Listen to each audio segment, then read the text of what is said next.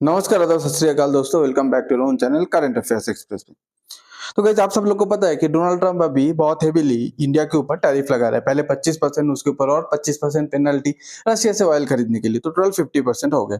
तो आज के डेट पे जब व्हाइट हाउस का जो स्पोक्स पर्सन है, जो मीडिया के सामने आकर हर एक बात बोलता है, ठीक है, तो वो एक लेडी है, बोलती है, तो वो कैरोलिना नाम है।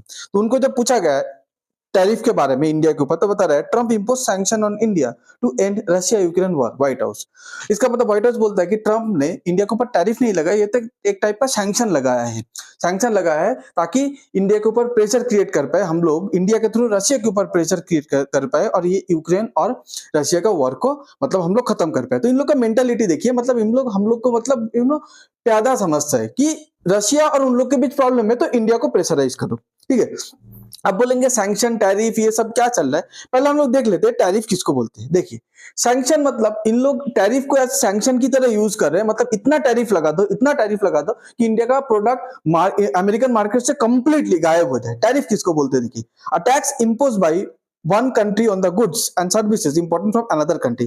Okay, it raises revenue और protect competitive advantage. टैरिफ मतलब क्या होता है? आप हमारे एक देखिए, एक दोस्त दूसरे दोस्त के ऊपर, मतलब एक फ्रेंडली कंट्री दूसरे फ्रेंडली कंट्री के ऊपर टैरिफ लगाते हैं।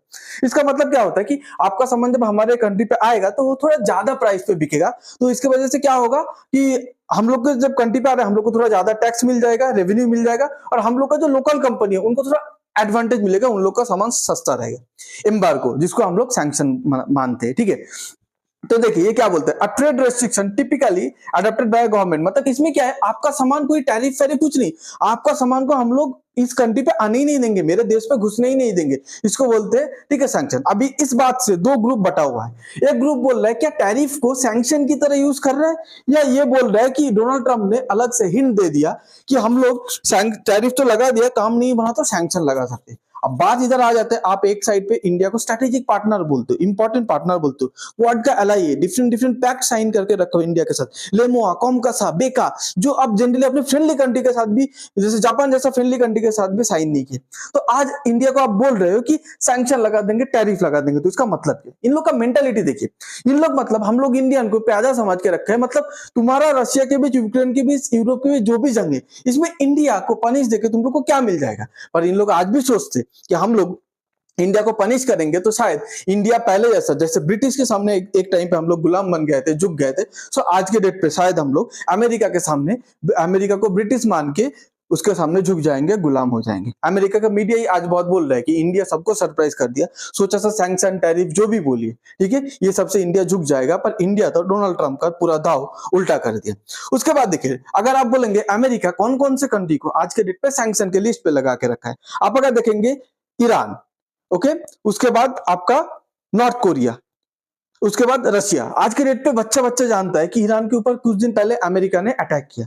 नॉर्थ कोरिया के साथ रिलेशन एकदम संबंध नहीं है, ओके। उसके बाद देखिए रशिया के साथ कितना रिश्ता बिगड़ा हुआ है, मतलब ये तीन कंट्री को अमेरिका आज के डेट पे खुद का सबसे बड़ा दुश्मन मानता है। चाइना को एडवर्सरीज मानता है, कंपिटिटर मानता है, ठीक है, दुश्मन नहीं मानता। चाइना के ऊपर भी सैंक्शन नहीं लगाया अमेरिका ने, पर अमेरिका इंडिया के ऊपर सैंक्शन की बात कर दी। तो क्या इसका मतलब अमेरिका इंडिया को आज के डेट पे दुश्मन मानता है, एनिमी कंट्री मानता है? ये अमेरिका को कहीं ना कहीं क्लियर करना पड़ेगा, ठीक है। अब एक साइड पे सैंक्शन बोलते हो, एक साइड पे बोलते हो आप हमारा पार्टनर है, ऐसा तो नहीं हो सकता, ओके। देखिए, आप अगर पूछेंगे हम इंडियन के ऊपर कभी भी पहले सैंक्शन लगा है क्या? पहले देखिए, हम लोग पहले परमाणु पोखरण 1 परमाणु बम जब बनाए थे, atom bomb, okay, missile, ballistic missile, तो उस टाइम पे हम लोग जब एटम बम बनाए थे पहली बार, हम लोग फेल कर चुके थे, जिसका कोड नेम दिया गया था स्माइलिंग बुद्धा, जो फेल हो चुका था। सेकंड टाइम पे आपको पता है एपीजे अब्दुल कलाम, उसके बाद उस टाइम का हम लोग का आपका प्राइम मिनिस्टर देख पाएंगे अटल बिहारी वाजपेयी, ये एपीजे अब्दुल कलाम, ये सब मिलकर परमाणु पोखरण 2 करते, जिसका नाम दिया गया था ऑपरेशन शक्ति।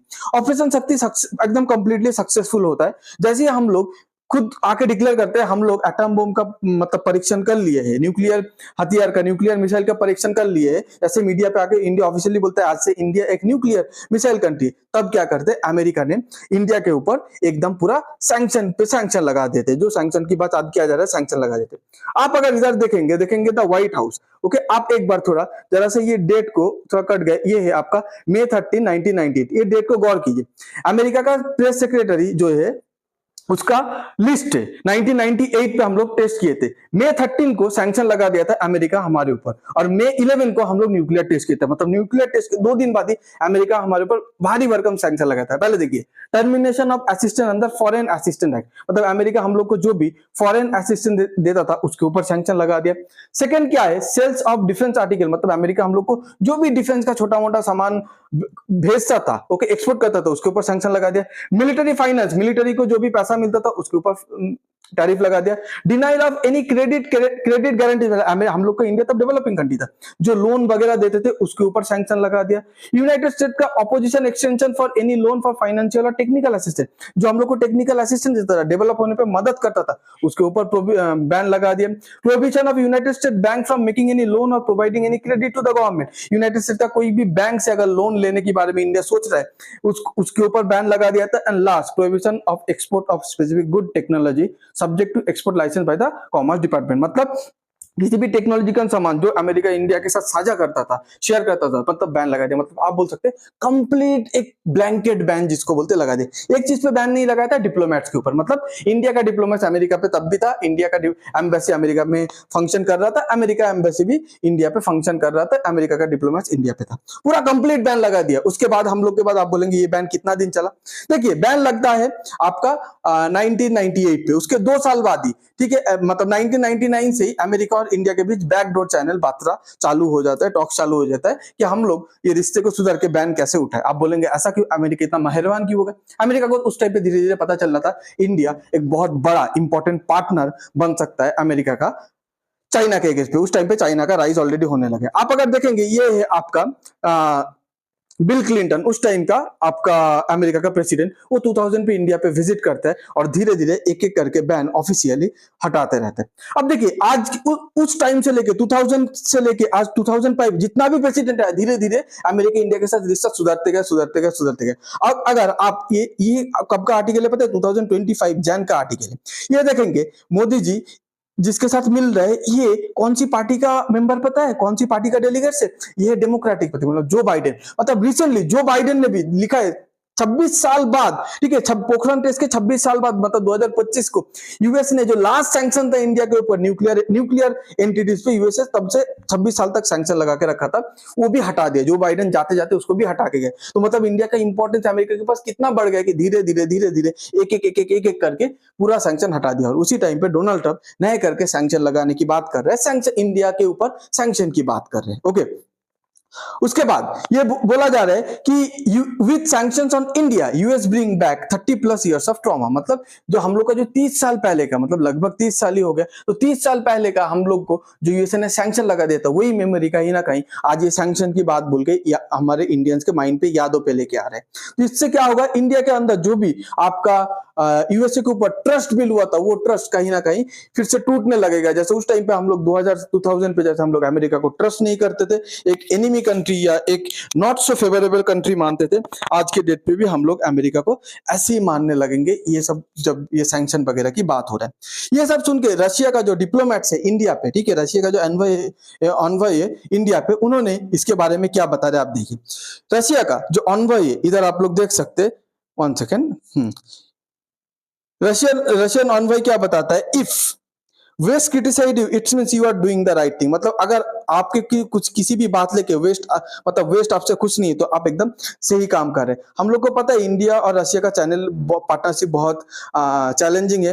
रिसेंटली फोन कॉल पे बात हुआ मोदी जी के साथ और पुतिन और मोदी जी के साथ, हम लोग सब कुछ शेयर कर रहे हैं और रशिया इंडिया के साथ कंधे से कंधा मिला के खड़ा है। We are capable of finding any solution for mutual satisfaction, हम लोग जो भी प्रॉब्लम है उसका दोनों मिलकर बैठ के म्यूचुअल सॉल्यूशन हम लोग निकाल लेंगे। हम लोग का पार्टनरशिप जो है वो हम दोनों को, इंडिया और रशिया को एक साथ ग्रो होने पे वो ताकत देगा, हेल्प करेगा। We have seen this problem of sanction for many years now. Okay, तो हम लोग ये सैंक्शन का प्रॉब्लम आज से नहीं देख रहे। इंडिया को सैंक्शन को लेकर धमकी देते, मतलब दे रहा है अमेरिका, ये बहुत टाइम से चल रहा है। ठीक है, रशिया से ऑयल मत खरीदो, सैंक्शन लगा देंगे, सैंक्शन लगा देंगे, फिर भी हमारा पार्टनरशिप धीरे धीरे ग्रो किया है। अब देखिए रशिया कैसे दोस्ती निभाया है। देखिए इंडिया पहले दोस्ती निभाया, अमेरिका के दबाव में आके रशिया को, अपना दोस्त को नहीं छोड़ा, अपने दोस्त से ऑयल खरीदा। रशिया भी बोल रहा है if Indian goods can not go to US, मतलब इंडिया का जो सामान है अगर वो यूएस पे नहीं जा सकता, they can head to Russia, इसका पूरा लाइन है।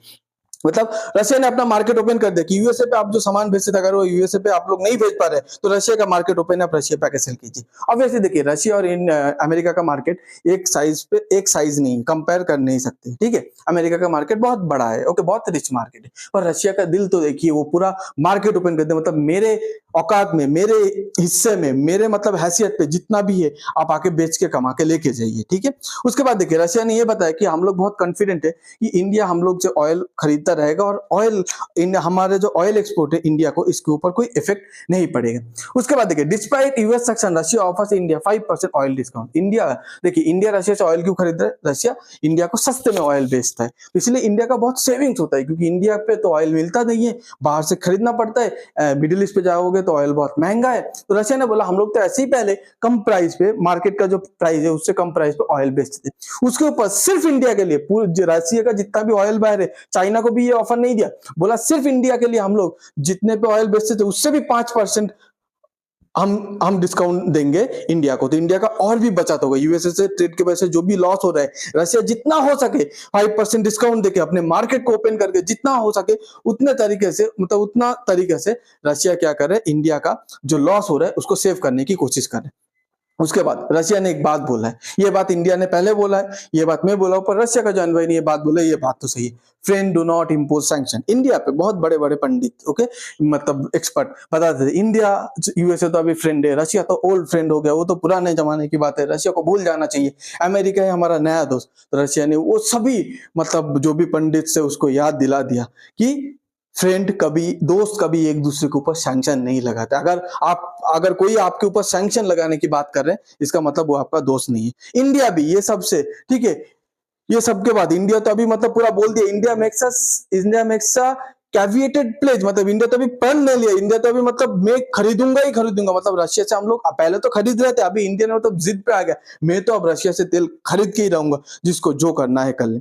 अब देखिए, ये है निकी हेली, ये जो लेडी है इसका नाम है निकी हेली। ये क्या है? ये जो डोनाल्ड ट्रंप का बहुत बड़ा सपोर्टर है, डोनाल्ड ट्रंप को 2024 में जब डोनाल्ड ट्रंप ने जीत हासिल किया था, निकी हेली ने बहुत कैंपेन किया, डोनाल्ड ट्रंप को फेवर किया। आज के डेट पे ये निकी हेली बता रहे, get India US ties back on the truck. Donald Trump को बता रहे हैं कि इंडिया चाइना नहीं है, इंडिया चाइना की तरह हमारा एक एडवर्सरी नहीं है, इंडिया हमारा पार्टनर है, स्ट्रेटेजिक एलाई है। तो इंडिया और यूएस का जो भी रिलेशन आपने बिगाड़ा है, डोनाल्ड ट्रंप को बता रहे, उसको फिर वापस लेके आइए पहले जैसा, नहीं तो आप बहुत बड़े गलती कर रहे हैं। आज के डेट पे सिर्फ इंडिया से नहीं, बहुत सारा यूएस एक्सपर्ट, जियोपॉलिटिकल एक्सपर्ट, ठीक है, उसके बाद जो भी मतलब पूरा चीज को अच्छे से समझता है, आज की डेट पे वो भी वॉइस आउट कर रहे हैं, ट्रम्प जो कर रहे हैं गलत कर रहे हैं, ओके। तो आपको अगर ये वीडियो अच्छा लगता है तो please like share and subscribe. आपको अगर कुछ कमेंट पे बोलना है या कोई सजेशन नहीं, कोई दूसरा टॉपिक पे वीडियो चाहिए, आप कमेंट पे बता सकते हैं। Thanks for being here, your time really matters. God bless you.